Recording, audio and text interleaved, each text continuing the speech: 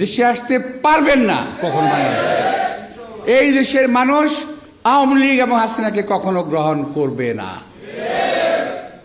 যারা আওয়ামী লীগ এবং হাসিনাকে প্রশ্রয় দেবে, আশ্রয় দেবে, চেষ্টা করবে, যদি আমরা বেঁচে থাকি, আমি যদি বেঁচে থাকি, অন্তত এটার প্রতিহত এবং প্রতিরোধ করা হবে। আসলে বাংলাদেশের স্বাধীনতা সার্বভৌমত্ব যারা চায় নাই, তারা দেশনেত্রী বেগম খালেদা জিয়াকে হত্যা করতে চেয়েছিল এবং তারা সেটা সফল হয়েছে।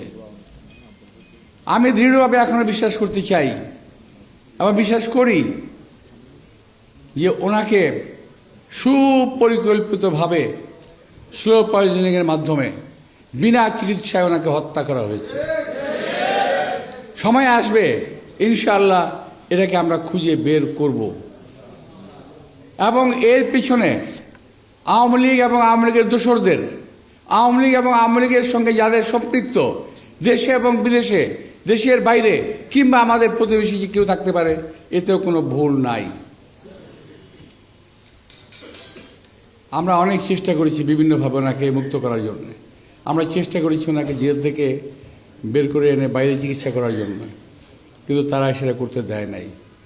এমনকি এমন কথা বলেছে 80 বছর হয়ে গেছে, বাঁচার আর দরকার কি, এই শুনি মরে মরে, মরে না তো, এই কথা বলল হাসিনা ওয়াজেদ।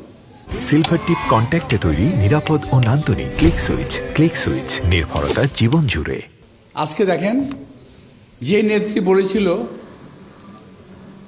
যে দেশের বাইরে আমার কোনো থাকার জায়গা নাই এবং আমি দেশের বাইরে যাব না, মরতে হয় এদেশেই মরব, এদেশের মাটি মানুষের সঙ্গে মিলেমিশে আমি থাকব এবং এই দেশের মানুষের সঙ্গেই আমি থাকতে চাই, এই দেশে আমি মরতে চাই। আল্লাহ তাআলা তার আকাঙ্ক্ষা কবুল করেছেন।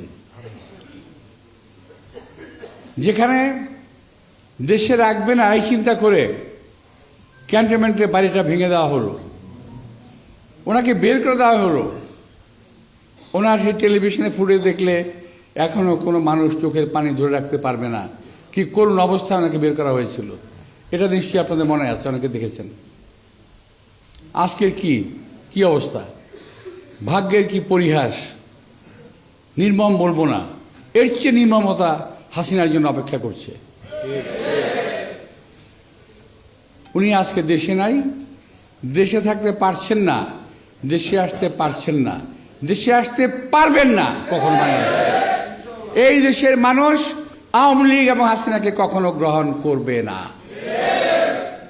যারা আওয়ামী লীগ এবং হাসিনাকে প্রশ্রয় দেবে, আশ্রয় দেবে, চেষ্টা করবে, যদি আমরা বেঁচে থাকি, আমি যদি বেঁচে থাকি, অন্তত এটার প্রতিহত এবং প্রতিরোধ করা হবে।